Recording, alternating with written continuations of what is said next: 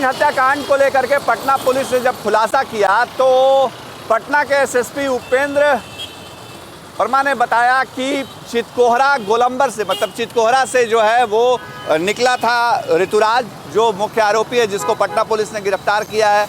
और ऋतुराज यहाँ से निकल करके पुनाई चक गया और बाज़ाब्ता उसने उसके पहले रेकी की थी। 12 जनवरी को रुपेश की हत्या की गई थी और 12 जनवरी को ऋतुराज, पटना पुलिस ने जो कहानी बताई है उसके मुताबिक ऋतुराज जो है वो यहीं से निकला था। और आपको दिखाते हैं वो पूरी तस्वीर। देखिए, ये चितकोहरा का इलाका है जो पीछे की तरफ है हमारे। यहीं से जो पटना पुलिस ने थ्योरी बताई है उसके मुताबिक यहीं से निकला था ऋतुराज और यहाँ से होते हुए वो चितकोहरा पुल जो है, या पुराना पुल, उसकी तरफ गया। और यहाँ से बेली रोड, हम उस रास्ते पे आपको ले चलेंगे और बताएंगे कि पटना पुलिस ने क्या कहानी बताई है। और पटना पुलिस की जो कहानी है उसके मुताबिक हम रिकंस्ट्रक्शन करने की कोशिश कर रहे हैं। हमारे सहयोगी आर्यन हमारे साथ हैं अपाची बाइक पे, उसी अपाची बाइक पे, उसी कंपनी की बाइक पर जो इस्तेमाल की गई रुपेश की हत्या के दौरान। और आर्यन के साथ हम एक बार फिर आगे की तरफ चलेंगे रियलिटी चेक में, रिकंस्ट्रक्शन में, और आगे जानेंगे ये सड़क कहाँ तक जाती है। और रुपेश के लिए, रुपेश की हत्या के लिए जब ऋतुराज और उसके तमाम साथी निकले थे तो इसी चितकोहरा पुल से होते हुए वो आगे गए थे। और हम आपको वो दिखा रहे हैं इस वक्त जो तस्वीरें वो चितकोहरा पुल की हैं। आगे जाएंगे बेली रोड, राजभवन, मुख्यमंत्री आवास होते हुए ये बेली रोड तक ये सड़क जाती है जहां से पुनाई चक तक का सफ़र जो है वो तय किया था ऋतुराज और उसके साथियों ने। आगे चलते हैं आर्यन के साथ।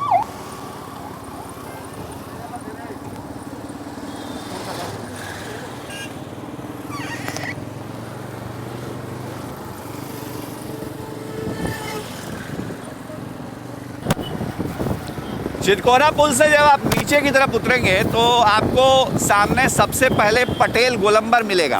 जिस पटेल गोलंबर की तस्वीरें हम आपको अपनी पहली रिपोर्ट में दिखा चुके हैं, वो रिपोर्ट जिसमें हमने बताई थी कि 28 और 29 नवंबर को रुपेश अगर पटना एयरपोर्ट से निकले थे तो क्या उनके साथ घटना हुई थी, जो पटना पुलिस बता रही है उसके मुताबिक इस वक्त हम चितकोहरा पुल से नीचे आ चुके हैं और अब पटेल गोलंबर हमारे सामने है। वही पटेल गोलंबर जहां सबसे ज़्यादा इस बात की संभावना दिखती है कि रुपेश कुमार सिंह और ऋतुराज की बाइक के बीच टक्कर हुई होगी। लेकिन हमने अपनी पहले की रिपोर्ट में बताया था कि वहां सीसीटीवी कैमरे मौजूद हैं। ये इस वक्त हम पटेल गोलंबर से आगे बढ़ रहे हैं और पटेल गोलंबर से सीधे हम जो है वो राजभवन वाली सड़क हमने ले ली है। राजभवन की तरफ हम जाएंगे। राजभवन जिसके ठीक सामने मुख्यमंत्री का आवास है, यानी राजभवन और मुख्यमंत्री आवास दोनों का सफ़र बीच में तय करते हुए ऋतुराज जो है, जो पटना पुलिस बता रही है, ऋतुराज उसके मुताबिक आगे बढ़ा और वो गया ललित भवन के पास बेली रोड होते हुए। उसी रास्ते पर सफ़र जारी है। थोड़ा जल्दी चलते हैं आगे की तरफ, आपको आगे की कहानी बताएंगे।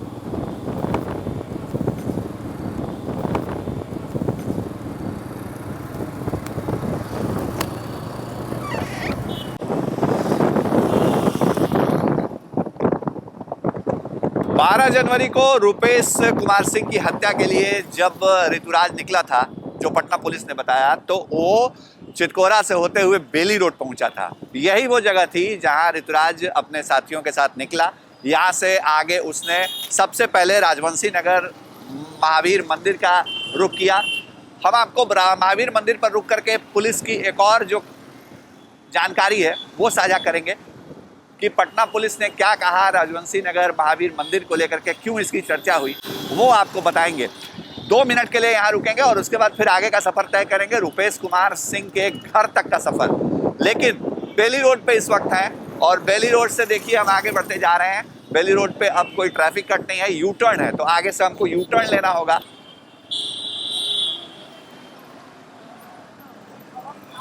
रुपेश सिंह हत्याकांड का खुलासा करते हुए पटना के राजवंशी नगर महावीर मंदिर का जिक्र हुआ था और ये इसलिए जिक्र हुआ था क्योंकि पटना के एसएसपी ने बताया कि यहाँ जो चाय की दुकान है, हमारे पीछे कैमरा पर्सन अयाज चलेंगे और उनको बोलेंगे थोड़ा दिखाएं उस चाय की दुकान को। वो जो चाय की दुकान है पीछे, इस दुकान पर अच्छी खासी भीड़ लोगों की लगी रहती है। पटना के एसएसपी का दावा था कि यहाँ पर कई बार रेकी की कोशिश की कि रुपेश को वहीं पर डाउन कर दिया जाए, रुपेश की हत्या यहीं पर कर दी जाए या इसी लोकेशन में कर दी जाए। बायाप्ता रेकी करने के लिए राजवंशी नगर महावीर मंदिर कई दिन जो आरोपी हैं वो पहुंचे और यहाँ जब सफलता नहीं मिली तो उन्होंने आगे का सफर तय किया। पटना पुलिस ये बता रही है कि 4 अटेम्प्ट लिए गए रुपेश सिंह की हत्या के लिए, लेकिन वो सफल नहीं हो पाए अपराधी और आखिरकार 12 जनवरी की वो तारीख जिस दिन को हम रिकंस्ट्रक्शन करने में जुटे हुए हैं, आगे सफर तय करेंगे अपना घर और अपना घर से पुनाई चक का रास्ता जो लिया अपराधियों ने रुपेश सिंह को उनके अपार्टमेंट के सामने मौत के घाट उतार देने के लिए, वो सफ़र पे हम जा रहे हैं और दिखा रहे हैं आपको कि इसी तरह की अपाची बाइक पर किस तरह आरोपी आगे बढ़े थे। चितकोहरा से सफ़र हमने शुरू किया था, इस वक्त बेली रोड पर हैं और यहाँ से अब हम जाएंगे अपना घर और अपना घर से होते हुए जो कुसुम विला अपार्टमेंट है वहाँ तक का सफ़र हम तय करेंगे। आगे चलते हैं।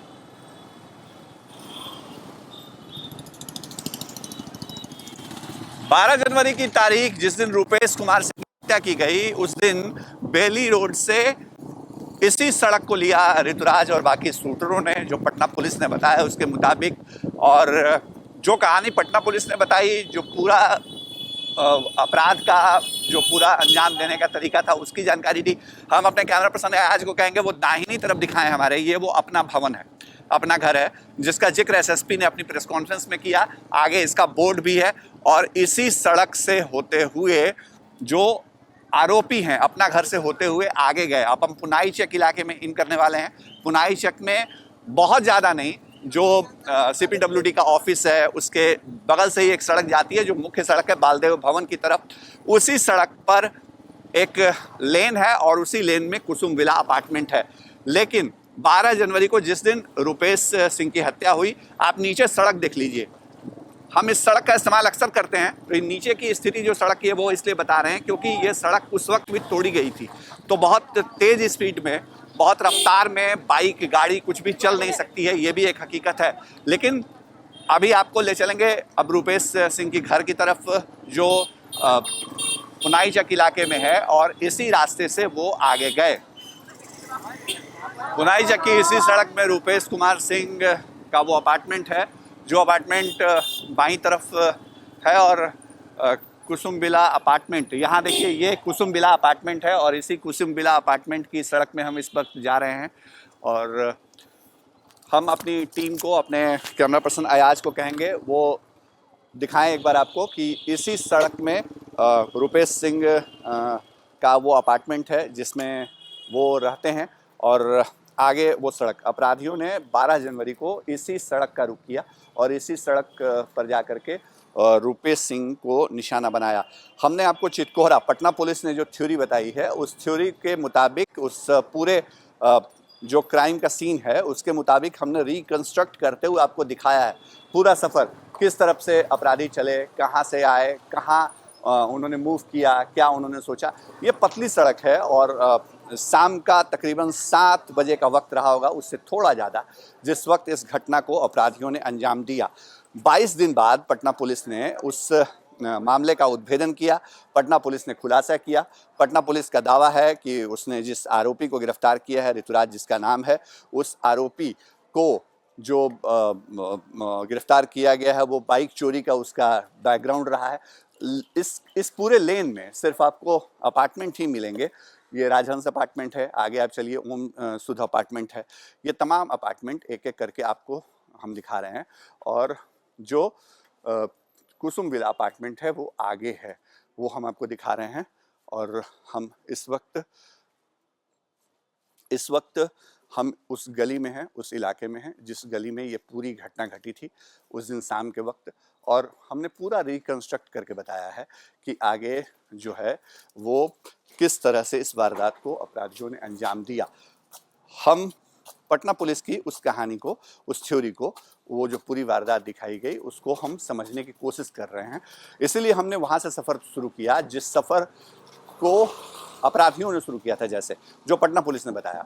चिरकोहरा गोलंबर से ऋतुराज निकला, वो बाज़ाब्ता उसके बाद राजभवन और सीएम हाउस होते हुए वो आगे की तरफ आया और उसने जो है ये लंबी दूरी है। इस लेन में अगर कोई वारदात होती है तो आप समझिए कि ये लंबी दूरी है, लेकिन अपराधियों ने बड़ी प्लानिंग की थी, उन्होंने रेकी की थी और इसी का नतीजा था कि उन्होंने घटना को जिस वक्त अंजाम दिया वो शाम का वक्त था, ठंड का मौसम। 12 जनवरी की तारीख अगर आपको याद हो, अगर आप थोड़ा सा याद कर पाएँ तो 9 जनवरी के बाद जो मौसम है पटना का वो बदलने लगा था, ठंड बहुत ज़्यादा होने लगी थी, तो लोग शाम के वक्त अपने घरों में चले जाते थे और उसी का फ़ायदा अपराधियों ने उठाया। अपराधियों ने जो अंतिम पॉइंट है इस लेन का, वहाँ पर है कुसुम विला अपार्टमेंट और वहाँ पहुँच करके अपराधियों ने इस घटना को अंजाम दिया। जो पटना पुलिस ने ऋतुराज को अरेस्ट किया है और 3 आरोपियों को और अरेस्ट करने का दावा जो है वो किया जा रहा है। और ये इस वक्त जहां हम मौजूद हैं आपको दिखाते हैं, ये जो हेक्टर गाड़ी थी रुपेश कुमार सिंह की वो यहीं पर आई थी, यहाँ वो आए थे। ये कुसुम विला अपार्टमेंट है, इसी में रुपेश कुमार सिंह का फ्लैट है और यहाँ जब गाड़ी उनकी आई तो ये गेट ठीक उसी तरह से बंद मिला जिस तरह से ये गेट, कोई गेट खुला हुआ नहीं था। ये दोनों गेट हैं, इनमें से कोई गेट अगर खुला होता तो रुपेश कुमार सिंह की गाड़ी जो है वो अंदर चली गई होती। जो कहानी पटना पुलिस की है, जो दावा है उस घटना को लेकर के, वो ये है कि इस तरफ से जो बाइक लगा करके खड़े थे जो आरोपी थे और उन्होंने बजाता हेडलाइट ऑन किया हुआ था और यहाँ से उन्होंने गाड़ी को आते हुए देखा, उन्होंने कंफर्म किया और उसके बाद रोड रेज की 2 महीने पुरानी वारदात को लेकर के इसी जगह पर, ठीक इसी जगह पर रुपेश कुमार सिंह के ऊपर दनादन गोलियां दाग दी गईं।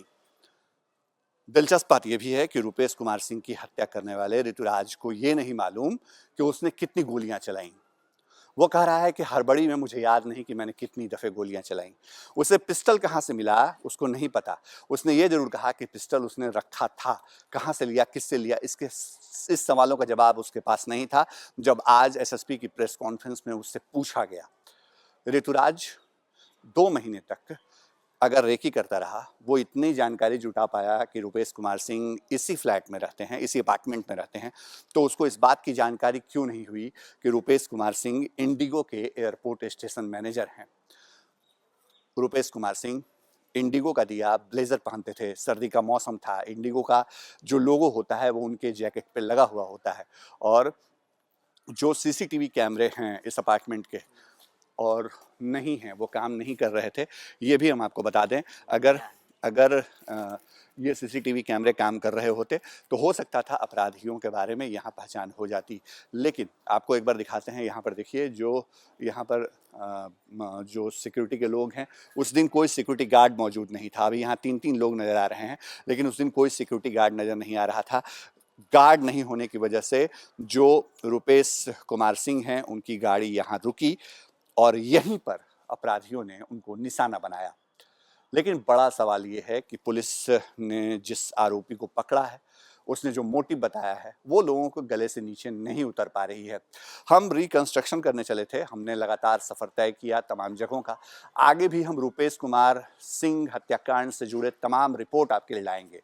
पुलिस की बताई हर कहानी की हकीकत तलाशने की कोशिश करेंगे और पटना के एसएसपी ने आज कहा कि आपका काम है, मीडिया का काम है सवाल खड़े करना, मीडिया का काम है जो अगर कहीं छेद है, अगर थ्योरी में, कहानी में, या जो पुलिस का बयान है, पुलिस का जो खुलासा है, उसमें कोई लूप होल्स है तो उसको आप जाहिर कर सकते हैं। तो हम अपने धर्म का पालन कर रहे हैं, अपने फ़र्ज का पालन कर, हमारा जो कर्तव्य है मीडिया होने के नाते, जो पत्रकारिता के संकल्प में हमने सीखा है, हम वही काम कर रहे हैं। हम आपको दरअसल रिकंस्ट्रक्ट करके बता रहे हैं कि कौन कौन सी चीज़ें हुई थी। फिलहाल अब यहाँ सन्नाटा है, बिल्कुल सन्नाटा, क्योंकि उस घटना के बाद से यहाँ बहुत कुछ बदला है। आगे भी हमारी ये पड़ताल जारी रहेगी। यहाँ से चलेंगे आगे की तरफ और आपको बताएंगे कि अपराधी कहाँ भाग करके गए, अपराधियों ने कहाँ तक का सफ़र तय किया। जो पटना पुलिस ने बताया वही कहानी आपको दिखाएंगे। यहाँ से सफ़र शुरू करेंगे, हमारे अगली खबर में देखिएगा, लेकिन बने रहिएगा हमारे साथ।